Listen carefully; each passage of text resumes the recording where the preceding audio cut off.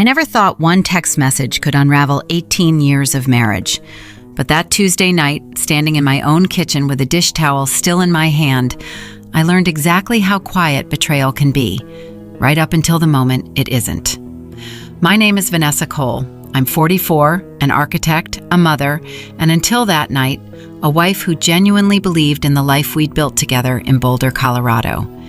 This is the story of how I stayed calm while everything I knew was burning down around me, and how I made sure the truth burned brighter than any of it. I was drying the last pan from dinner when it happened. The kitchen still smelled like garlic and roasted vegetables, the way it always did on Tuesdays.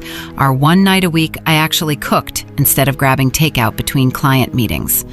Upstairs, the shower ran steady, Marcus taking his usual long, hot shower after a late day at the office. I'd just hung the towel on the oven handle when his phone, left casually face up on the kitchen island, lit up with a soft, unremarkable buzz. Last night changed everything for me. I can't stop thinking about it. My hand froze mid-motion. I stared at those words, plain black text on a bright white screen, from a contact saved simply as R. My heart didn't race. It just stopped, then thudded once, hard, like it was catching up to something my body already understood before my mind did. I don't check his phone. I never have, in 18 years. But something in me shifted in that exact second, some quiet switch flipping from trust to certainty. I picked it up. His passcode was still our anniversary date, almost insulting how easy it was. I opened the thread. I only needed a few lines to understand everything I needed to understand. My thumbs moved before my brain could stop them. Come by. She's not home tonight. I hit send. Regret hit a half second later, cold down my spine, but the message was already delivered, already read. I set the phone back exactly where I'd found it and stood there, listening. The shower kept running. The wall clock ticked. The refrigerator hummed its same low, steady hum it had hummed every night of our marriage. 11 minutes. I counted every single one, sitting on a bar stool with my hands folded in my lap, staring at my own reflection in the dark window across the room. Calm face, steady eyes. Someone I almost didn't recognize. The doorbell rang. I walked to the front door, smoothed my sweater without thinking, and opened it. Renata Voss stood on my porch, 41, polished, wearing a tailored camel coat that probably cost more than my last work bonus, subtle makeup that said she hadn't come here by accident. Her face went pale the second she saw me. "Where's Marcus?" she asked, voice already unsteady. I stepped aside. "Come in." She hesitated only a second before crossing the threshold, heels clicking softly against the hardwood floor I'd personally chosen for this house. Her perfume, something expensive, floral, faintly familiar, filled the entryway in a way that turned my stomach, because I realized, standing there, that I'd smelled it before, on Marcus's jacket, months ago. I'd assumed it was a client's office. We stood in the living room, neither of us sitting. The silence stretched long enough to feel physical. Upstairs, the shower shut off. Footsteps crossed the bathroom floor. Marcus came down the stairs, hair still damp, wearing a gray t-shirt and sweatpants. He reached the landing and froze. His eyes flicked from me to Renata and back. And there was no explosion of shock on his face, just a flicker of something colder. Calculation. Surprise that I was here, witnessing this, rather than genuine surprise that this was happening at all. "Vanessa," he started, voice low. I didn't answer. I watched Renata instead, the way her eyes cut toward him, a silent exchange passing between them like a rehearsed cue. They weren't scrambling for excuses. They'd imagined this moment before, at least in their minds. The realization settled over me like frost creeping up glass. This wasn't a one-time mistake. This had been building quietly, right under my own roof, for longer than one night. "This isn't what it looks like," Marcus said, reaching the bottom step. Renata touched the collar of her coat, composing herself. "We should talk, like adults, all of us." I studied them both, the careful distance they kept from each other, the way their eyes met for silent support before either spoke again. My voice came out even, almost gentle. "How long have you two been waiting for me to step aside?" The question landed exactly where I aimed it. Marcus shifted his weight. Renata's lips pressed into a thin line. For the first time since I'd opened that front door, neither of them had an answer ready. Renata left first, brushing past the side table on her way out. A small folded paper slipped from her coat pocket onto the floor without her noticing. I waited until the door clicked shut behind her, then bent down and picked it up. Inside was a printed listing, a boutique inn for sale on the western slope, near Steamboat Springs, registered to a company I'd never heard of, Highline Ventures Group. My fingers tightened around the page. Marcus stood there, still damp from the shower that had started all of this, and for the first time in 18 years, I looked at my husband and didn't recognize the man staring back at me. "This isn't what you think," he said again, the words coming out rehearsed, almost too smooth. "Renata and I, we've been talking, that's all." "Talking," I repeated, tasting the word. It felt far too small for what I'd just watched pass between their eyes. He stepped closer, hands open, the way you'd approach something startled. "We should sit down, talk like adults." Adults, the same word Renata had used minutes earlier. They'd coordinated their lines. I folded the listing and slipped it into my sweater pocket. "How long have the two of you been rehearsing this conversation?" He hesitated, glancing toward the stairs, as if our kids might suddenly materialize, though Owen was 3 states away at his job and Sasha was 2 hours north at college. "A few months. It started as a business thing, turned into more. But our marriage has been dead for a while, Vanessa, you know that." The words landed like stones dropped into still water. I searched his face for guilt, for shame. There was discomfort there, yes, but no real panic, no surprise. They'd already built their story together, brick by careful brick. I thought back through the past year, late nights blamed on client dinners, weekend site visits that never produced a single photo, Renata's name coming up casually at 2 different holiday parties, always with that same practiced ease. "She knows things," I said quietly. "Where I get my hair done, that Sasha's dorm is 2 hours away, which side of the bed you actually sleep on now." My voice stayed level, but inside, the pieces clicked together with painful clarity. This wasn't stolen moments stolen in secret. Renata had been let into the edges of our life, into my life. Marcus rubbed the back of his neck, a gesture I'd seen 1,000 times, always right before he tried to talk his way out of something. "You're blowing this out of proportion. Renata's been a friend to both of us. She lost her husband 2 years ago.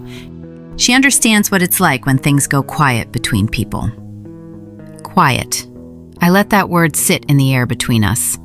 I walked into the kitchen and poured myself a glass of water, drinking it slowly, letting the coolness ground me. He followed, hovering near the island where his phone still sat, innocent-looking again. "How long have you both been waiting for me to step aside?" I asked again, and the question silenced him a second time. He opened his mouth, closed it. For one unguarded moment, the mask slipped completely, and I saw it clearly. A man who had already imagined an entire chapter of his life with me written out of it. "We didn't plan to hurt you," he finally said. "But people change, Vanessa. Maybe it's time we both faced that." I set my glass down carefully. No slamming, no tears, just the quiet, heavy weight of knowing. "I'm not making this harder for you, Marcus," I said. "I'm just refusing to make it easy."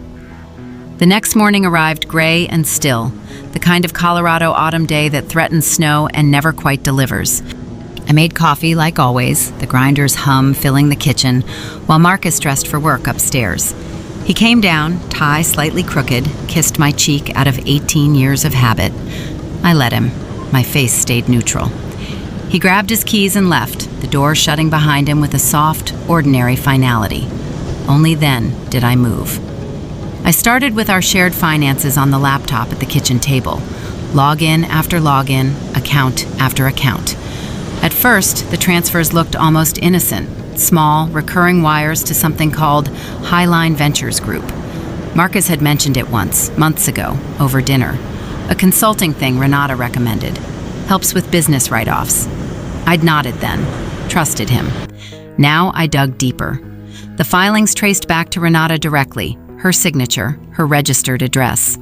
The payments weren't massive individually, but consistent enough to matter. $11,000 over 7 months. Joint account money. Our money. I photographed every screen, heart steady, mind moving methodically through the implications. Upstairs in Marcus's home office, the air smelled like paper and the leather of his desk chair.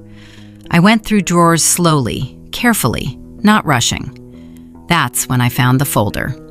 Inside, printouts of the boutique inn listing, deposit schedules, a draft separation agreement dated 6 weeks earlier, a handwritten list dividing our assets in Marcus's own handwriting, and a note that stopped my breath entirely. Vanessa will push back at first. Wait until Sasha leaves for the semester abroad in January. Easier that way. My fingers traced the ink. The date lined up exactly with Sasha's departure for her study abroad program. This wasn't just an affair.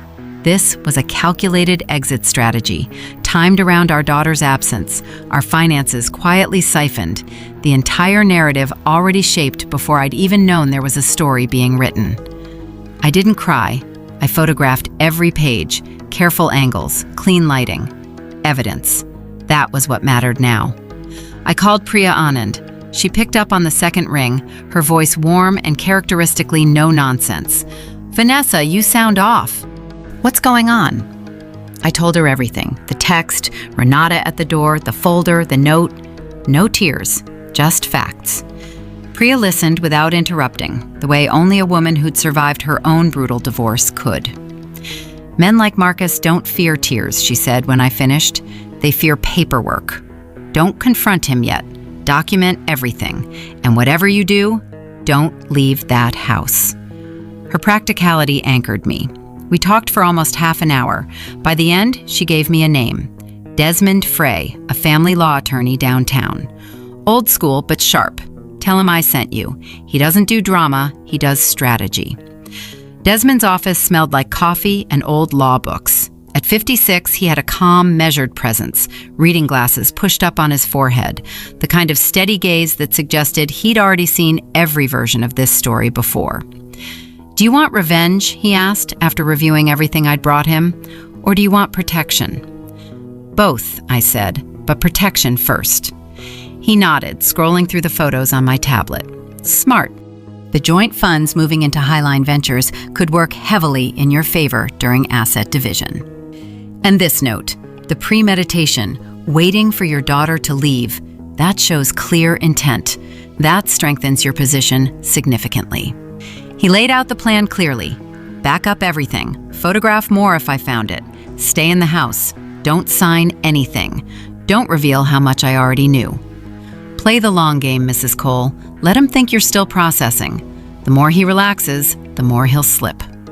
I left his office that afternoon feeling different. Not just reactive anymore. Prepared. Marcus tried a new approach that evening, arriving home early with takeout from the Italian place we used to go to on our anniversary. "I've been thinking," he said over dinner. "Maybe we've both just been unhappy for a while. But I still care about you, Vanessa. Deeply." I twirled pasta on my fork and nodded slowly, noting every carefully chosen phrase, every attempt to rewrite 18 years into a story about two people who'd simply drifted. "It's a lot to take in," I said. Inside, I cataloged it all. The sudden interest in my mother's health, the way he checked his phone whenever he thought I wasn't watching. Then Sasha called. "Dad texted me yesterday," she said, voice light, unaware. "Asked if I'd be upset if you moved closer to Grandma while I'm abroad. Made it sound like it was your idea. Is everything okay?" The floor tilted beneath me. Marcus was already planting seeds, rewriting the narrative with our daughter 3 states away and unable to see his face while he did it. "We're figuring some things out, honey," I said, keeping my tone even. "Focus on your program. I love you."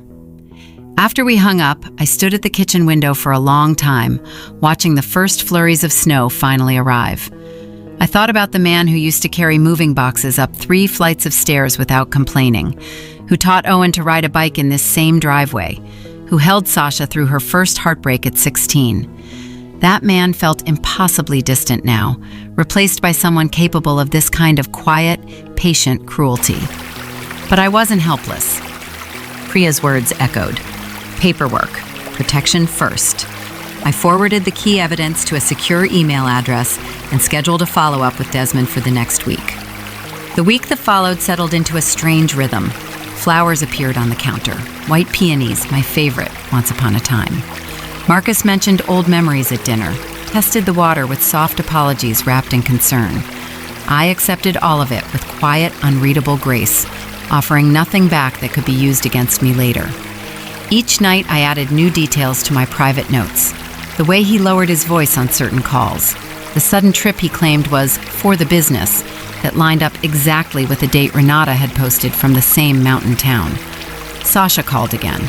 "Dad made it sound like you wanted space," she said, voice smaller this time. "Mom, is something actually wrong?" I kept my voice warm despite the ache in my chest. "We're working through some grown-up things, sweetheart. Focus on your classes. I promise we'll talk properly soon." The manipulation stung more than I expected. Marcus wasn't just leaving. He was trying to make it look like I was the one leaving, the unstable one, the one who needed space, while he stayed behind looking patient and wounded. I met with Desmond again. He reviewed my updated documentation and nodded, satisfied. "You're doing this exactly right. Stay put, gather what you can. When the time comes, we'll be ready." The cracks in Marcus's composure started showing as the weeks passed. He grew visibly unsettled by my calm, my refusal to argue or beg. One evening, he found me quietly going through old photo albums and sat beside me. "Remember the cabin trip?" he asked, voice softer than it had been in days. "I remember," I said, and closed the album before he could steer the moment anywhere further. The memories no longer softened anything in me. They felt like pages from someone else's story now. That night, I stood in the doorway of Sasha's empty room, her old dance trophies still lined up on the shelf, and thought about the note in Marcus's handwriting. "Wait until Sasha leaves." He had been willing to let our daughter go abroad believing her family was intact, only to unravel everything the moment she couldn't see it happening. The thought hardened something in me that had, until then, still been soft. Desmond's words stayed with me. Sometimes the room matters more than the argument. I needed the right moment, the right audience. 3 weeks later, Marcus's firm's 25th Anniversary Gala arrived, unavoidable, at the Boulder Country Club. Colleagues, investors, church friends, extended family, all gathered to celebrate the architecture and development firm he'd built from nothing. Owen flew in for the weekend. Sasha, home briefly before her flight abroad, insisted on coming too. "We need to show a united front," Marcus said that morning, adjusting his cufflinks in the mirror. "For the firm, for the kids." I agreed quietly. I already knew this was the room Desmond had described. I dressed carefully, a deep navy dress, the sapphire earrings Marcus had given me on our 15th anniversary. In my clutch, I carried a slim folder. Bank transfer records, the boutique inn listing, a scanned copy of the handwritten note. Not everything, just enough. The ballroom glittered with string lights and centerpieces of white roses. Renata was there, of course, officially listed as an events consultant on the program. She wore deep emerald green, her hair swept up, and when our eyes met across the room, she offered a small, polite nod. I returned it without warmth. Marcus stayed close to me most of the evening, one hand occasionally resting at the small of my back. A performance, entirely for the room. When dinner concluded, Marcus took the stage for his speech. The room quieted. He looked every bit the accomplished, grateful founder, tall, composed, confident. 25 years, he began, voice warm through the microphone. None of it would have been possible without the support of my incredible wife, Vanessa. She stood by me through every version of this journey. Applause rippled through the room. I sat with my hands folded in my lap, the folder resting against my knee, feeling its weight the way you feel the weight of a decision you've already made. Marcus continued, building momentum. We've had our ups and downs, like any marriage worth having. Sometimes life asks us to make brave, honest changes, to step into new chapters with grace. Brave changes, new chapters. I watched a few guests exchange knowing glances. The narrative had clearly already begun circulating, quietly, tastefully. The Coles, separating amicably, two mature adults making a thoughtful choice. Marcus, positioning himself as the reflective, gracious one moving forward. He finished to warm applause and stepped back from the podium, glancing at me with something like relief. The performance was landing exactly as he'd hoped. I stood. My chair scraped softly against the polished floor. Conversations dipped into silence, eyes turned toward me. Marcus paused mid-step, surprise flickering across his face. This wasn't in the program. I walked to the front, folder in hand, heels measured against the hardwood. The room grew expectant. Still. I reached the microphone. For a moment, I simply looked out at the faces, neighbors, investors, people we'd known for over a decade. Then I spoke, voice clear and steady. Before my husband talks any further about brave changes, I said, I think this room deserves to know who's actually been planning them. The silence deepened into something almost physical. Marcus took a half step forward. I kept going. I'm not here to make a scene. I'm here to share the truth. I opened the folder and lifted the first page. Bank records, joint funds, transferred to a company tied to Renata Voss. I set it down, lifted another. An inn on the western slope they've been planning to buy together. One more page. And this note, in my husband's own handwriting. Vanessa will push back at first. Wait until Sasha leaves for her semester abroad. Easier that way. Gasps moved through the ballroom like a current. Renata had gone pale near the side wall. Marcus's jaw tightened, his hand curling into a fist at his side. I don't expect anyone here to choose sides tonight, I said, meeting the eyes of old friends scattered across the room. I just needed everyone to remember what actually happened. Owen stood slowly at our table, staring at his father. Sasha's eyes filled with tears. The weight of the moment pressed down on all of us at once. Marcus moved toward the microphone. Vanessa is emotional right now, he said, forcing a concerned smile. This is a private matter. No, Marcus, I said, still holding the mic. I was emotional 3 weeks ago. Tonight, I'm documented. The room stayed frozen. A few phones had already come out, quietly recording. I stepped back, leaving the folder open on the podium stand, the truth laid bare for anyone who wanted to look. Renata slipped toward a side exit. Priya, who'd come as my guest, moved calmly to intercept her path with a few quiet words I couldn't quite hear from where I stood. I returned to my seat. The earlier applause had died completely, replaced by stunned silence and the low murmur of a room beginning to process what it had just witnessed. Marcus stood alone near the stage, the spotlight still fixed on him from his speech. The confident founder who'd built a firm from nothing suddenly looked small. For the first time in our entire marriage, he had no control over the story being told. The days that followed moved slowly, like waking from a long, disorienting dream. Marcus texted repeatedly, asking to talk. Renata sent a long, carefully worded email that somehow still cast herself as the misunderstood party. I read it once, then forwarded it to Desmond. No replies. Not yet. I met with Desmond again early the following week. We began the formal process, protective orders on the finances, petitions for temporary arrangements. You don't have to destroy him, he said. Just let the truth finish its work. That felt right. I wasn't interested in revenge that would leave me bitter. I wanted freedom from a weight I'd been quietly carrying for far longer than I'd realized. Owen stopped by a few evenings later. We sat on the back porch as the last of the aspen leaves turned gold against a gray sky. I'm sorry, Mom, he said, staring into his coffee. I thought you two were just going through something. I didn't see what he was actually doing. I squeezed his hand. None of us saw the full picture until we had to.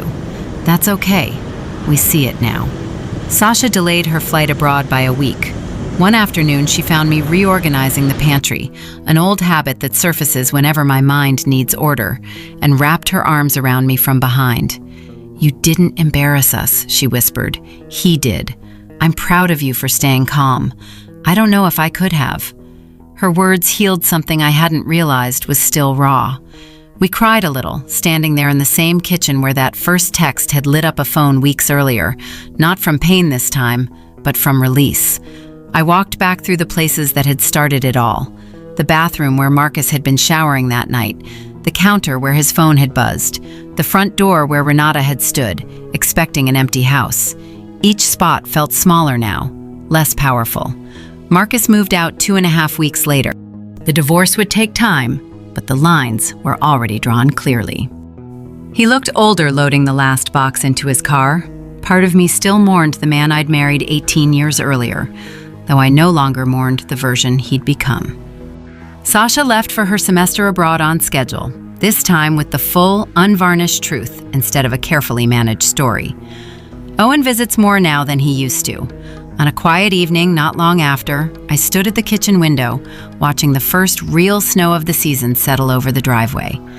The house felt like mine in a way it hadn't in years, not because of victory, but because of honesty. Sometimes the doorbell doesn't bring the person who ruins your life. Sometimes it brings the truth you were finally ready to face. If this story stayed with you, tell me where you're watching from.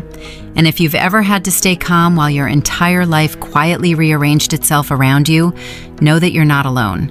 I want to hear how you're doing. Leave a comment below. We have many more stories like this one waiting. Real, raw, and hopeful. Subscribe so you don't miss what's coming next.